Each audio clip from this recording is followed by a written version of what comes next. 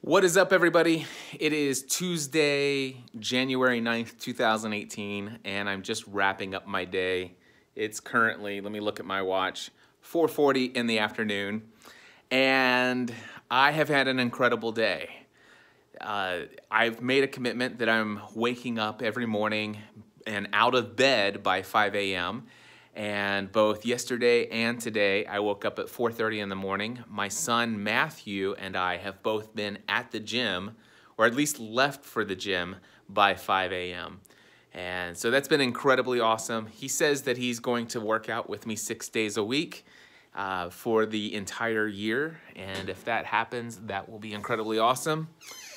If it doesn't, I'm going to still work out, but I'm trusting him to want to do it. He seems to be very motivated anyway. And then, of course, after I came back from the gym today, I did my, I fixed breakfast. So I made myself and Matthew both, made both of us bacon and eggs. That's what I eat every single morning. 2 slices of bacon, 2 eggs. Sometimes I have 3 slices of bacon and 3 eggs. It really depends, but not that that's important. What else? After breakfast, the kids went to school. Stephanie went back up, and I think she did some stuff before she laid down to take a nap a little bit later in the morning. I came down and started to work. I had actually 2 hours devoted to personal growth and development. I spent that time listening to Personal Power 2, an audio training program from Tony Robbins. It's been incredibly insightful. I'm on a 30-day program. That's what Personal Power 2 is. It's a 30-day program, about 45 minutes of audio per day. But I'm now in my third day of going through day 1, and there are still 7 minutes left in day 1. Basically, I'm going through and almost transcribing everything that Tony's saying in my notes. And the reason why is because if you hear something and just hear it, then I think it's statistically within 3 days you forget most of what you've heard. But if you actually listen to something and then take key concepts and write them down, or just think about them while you're typing and stuff like that, I think the retention goes up 75 to 90%. And by the way, that statistic comes specifically from day 1 of Tony Robbins' materials for Personal Power 2. But yeah, I'm having an incredible time digging into his materials and the things that he's teaching there. I'm already seeing myself giving valuable wisdom and advice to people that I mentor and connect with on a daily basis, and it's a lot of fun.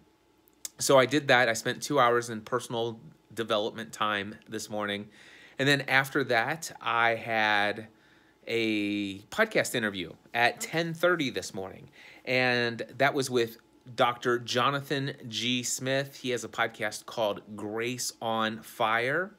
And today's podcast, let me see if I can pull up my notes real quick. I'll tell you what the topic was. Workflowy. Just give me 1 second here. And it was okay. So it's 4 limiting beliefs that will keep you from living the life for which you were created. Now, this was where I was being interviewed on his podcast. And I noticed that he sent me his questions ahead of time. So yesterday I saw the questions that he was going to ask me. And one of the questions that he had prepared to ask me was, Cliff, what have you seen as some of the most common limiting beliefs that are holding people back from living out their dreams? And I got to think, it's like, well, why don't I come up with the top 4, and I will outline for myself some things that I'm prepared to share in response to that question. And so when we opened up our conversation before he hit the record button, I told him that I had this prepared. And so he allowed me to really go into depth on that one question. What are those limiting beliefs, those most common limiting beliefs that hold people back from living out their dreams or from living the life for which they were created? And I shared them, and at the end of that conversation, I'm like, Jonathan, wow, this was an excellent interview. You did an awesome job pulling out of me and the message that was on my heart, and knowing that it was your audience that I was speaking to. His audience is primarily Christian. It really helped me communicate this in a way that just makes sense for me to be more faith-based in my approach to this material. And I would love to be able to share the recording of our conversation that we just recorded for your podcast. Can I share my recording of it as an episode of my podcast and put it out this Friday? And he said, absolutely. And so as soon as we got off the call, I took the recording off of my recorder, opened it up in Adobe Audition, did my secret sauce on it. I cut off the opening of his show and re-recorded a new opening of my show, explaining to people that this week's episode is a recording of me being interviewed on Jonathan's show, promoted his show, obviously. But then now I already have, get this, I already have this Friday's episode, episode number 530 of the Cliff Ravenscraft Show, already recorded, already edited, already processed, already uploaded, and it's already scheduled on my WordPress website. It will go live, I think, at 1 o'clock in the morning on Friday. And by the way, those 4 limiting beliefs, limiting belief number 1, I don't have the money I need to pursue the dreams that I have. That's a limiting belief, and it's not true. So if you want to hear my response as to why that's not true, if you actually believe that you don't have enough money to do the thing that you feel like you are called to do in this world, tune in. Limiting belief number 2, money is evil or money is bad. Having money is wrong.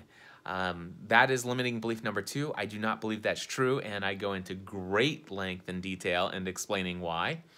Limiting belief number 3, building wealth is wrong. Now, having, money is evil and building wealth, those are 2 separate limiting beliefs, because there are some people who actually agree, money's not bad. And of course, I go so far as to say that I love money. That really gets under some people's skin. You got to listen to this episode. It's so much fun. Anyway, building wealth, though, is something that even people who don't think that money's evil, there are a lot of people who feel like it's just wrong to build up more wealth for yourself and build up more money for yourself than you actually need to get by. That's somehow sinful to do so. So that is a limiting belief. I do not believe it's wrong. And in fact, in this recording, I share why I not only believe that building wealth is a worthy pursuit, I actually believe and have proof and evidence that God is the one who has provided us with the ability to produce wealth. All right, and if God is the one who granted us the ability to produce wealth, then perhaps maybe he's okay with us building wealth. Yeah, anyway, it's in the episode. And then number 4, limiting belief number 4, here's the limiting belief. Putting myself first is wrong. This idea that, it's God comes first and then other people's needs come next. And I don't believe that at all. I believe that is a limiting belief, to believe that you must think of others before yourself. Yeah, I believe that it is a limiting belief, and I believe it is wrong to think that you must always think about others before yourself. And if that actually shocks you, then I encourage you to check out episode number 530 of the Cliff Ravenscraft Show, which will come out this Friday, January 12th at 1 o'clock in the morning Eastern Time. And if you haven't done so already, you can go over to any podcast application of your choice, do a search for Cliff Ravenscraft. The Cliff Ravenscraft Show should pull up. Anyway, after I processed that, I then had, what did I have? Oh, I had an interview with a gentleman from Suffolk in the UK. And I won't share his name just in case he doesn't end up joining, but I had an interview with somebody who applied for the Next Level Mastermind. If he joins, he will be the 11th member to join the Next Level Mastermind, and he's going to let me know by tomorrow morning. So I'm super excited to see what he decides. I'll be fine with whatever. In fact, I already know that he would be a great fit for the Next Level Mastermind.